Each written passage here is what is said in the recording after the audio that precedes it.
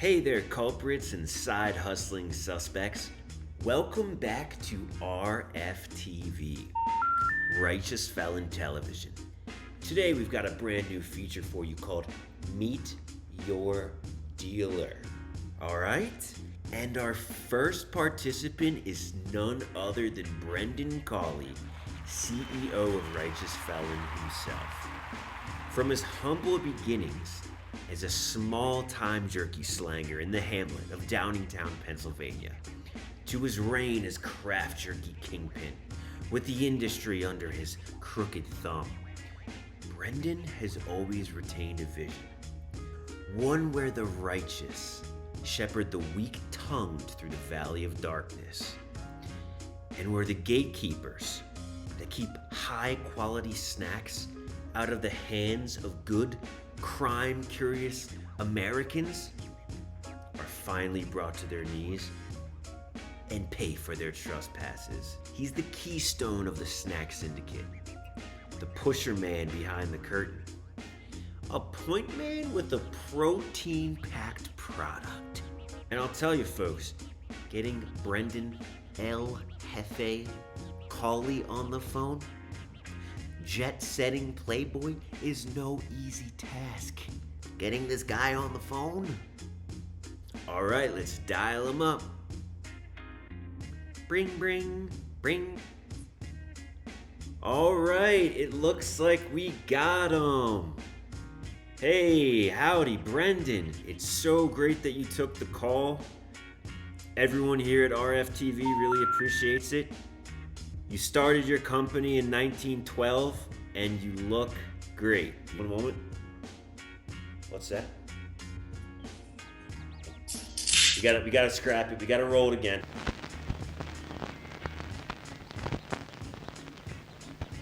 Brendan, you started your company in 2012, and you look great. Happy to be here.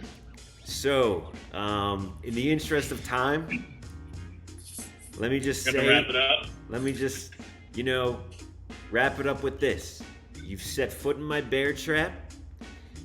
Welcome to the Culinary Contraband Coliseum. Now, I know you're probably... Don't get too comfortable. I know as CEO, you were probably expecting softballs here today, but you can expect a couple knuckle pucks coming your way. It's been a long time since I seen you. 10, 15 years probably since I last met you. There was a really grainy clip that leaked on YouTube. Someone caught you with their iPhone outside of a cockfight in Boca Raton, Florida, I believe. But other than that, you've been elusive, and there have been rumors. That was expunged.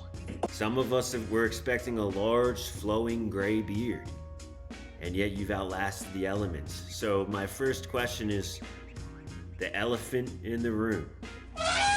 What have you been doing these last 15 years? Where have you been? Most of the last 15 years, Tuck, as you know very well, I've been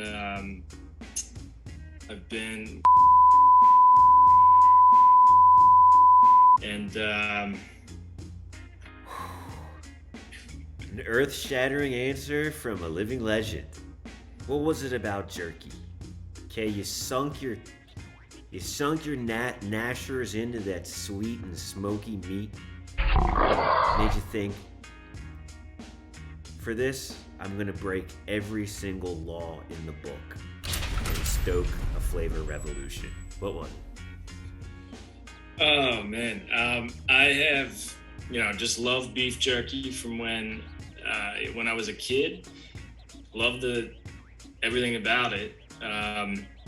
So ate a lot of jerky as a kid, and then around when I was 10 or 11 years old, was visiting my cousins, my uncle and aunt out in Pittsburgh. He had a couple different Excalibur dehydrators running, and he was essentially making 10 or 20 pounds of jerky a week and selling it to his fellow coworkers at the steel mill at the time. Yeah, and that just kind of blew my mind, that this snack that I've been, that I was crazy about, that it could actually be made at home by regular everyday people, and then actually, sold. The quality of it was just so far, far and above better than what was available at the stores at the time. So that just kind of intrigued me immediately, and he shared with me, his recipes and his process, and I went home and basically tried to replicate it. Learning it from my uncle, and then figuring out how to replicate it at home myself, and then you were my first taste tester and ultimate customer, and you know the rest. It's a great story. It's an inspiring story. Aww. And I know some of our most committed and loyal followers ask this and want to know this. How do you accomplish greatness without getting caught? You just always have to stay one step ahead of the law. That's my secret.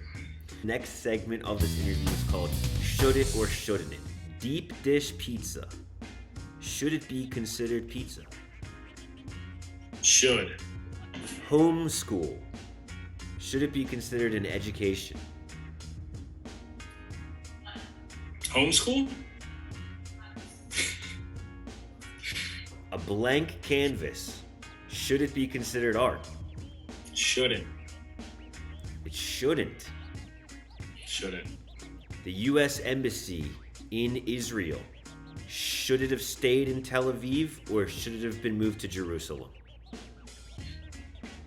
Oh, man.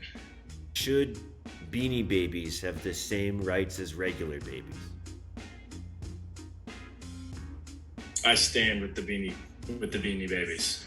Let's move on to your criminal quiz. So, we're going to start in this fashion. You're going to ask me a question, okay? And your question to me is, what is my favorite Righteous Felon jerky? Go ahead. What is my favorite Righteous Felon jerky? Let me see. If I remember correctly, is it Habanero Escobar? Yeah, I'd say it is. Okay, so that's 1 point for me. You're not on the board yet, but you're gonna get it. You're gonna get a chance here. And okay. What we're gonna do next is we're gonna make you put your piece of Habanero Escobar where your mouth is. Okay? How well do you actually know Habanero Escobar? So we got a special guest here. There he is. Yeah. Yep. Nope. You don't take your own bag out. We don't accept any cheaters into the culinary contraband coliseum. All right. All right, here's your question. On a bag of Habanero Escobar, there is a list of ingredients on the back of the bag. What is the 11th ingredient listed on a bag of Habanero Escobar? I'm gonna go with 11. There's probably not more than 11. I'm gonna go with clove. Would you like to phone a friend? No, I think I got it. I'm gonna go with cloves. I'm gonna give you a clue. There are more than 11 ingredients. Red pepper? You're not far off. You're getting warmer. Habanero. Well done. All right, our last segment here on Meet Your Dealer is, of course, our favorite segment. We call it Best and Worst. And we want to know what the best piece of jerky and perhaps the jerky eating experience surrounding that piece of all time was. But first, tell us about your worst. It probably would have to be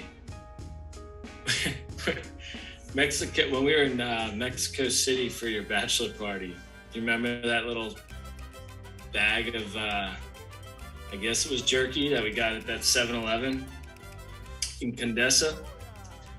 That was probably the worst meat snack I've ever put in my mouth. But it was just so dry and so tasteless. Really cat food-esque, I would say. That description just jiggered something. I now remember it. Yes, it was for felines only. Yeah. All right, Brendan, we're very sure here at RFTV that you have a lot to do, many fires to put out, triage in the warehouse. Any parting words you want to say to all of our watchers out there? Yeah, if you're still watching this, I apologize. Thank you so much. It means the world to me and to the rest of our team here to be able to come in and do this every day and meet new folks like you guys listening. So thank you. Thank you, RFTV. We'll see you next time on Meet Your Dealer. See you, bud. Bye-bye. All right, that's enough.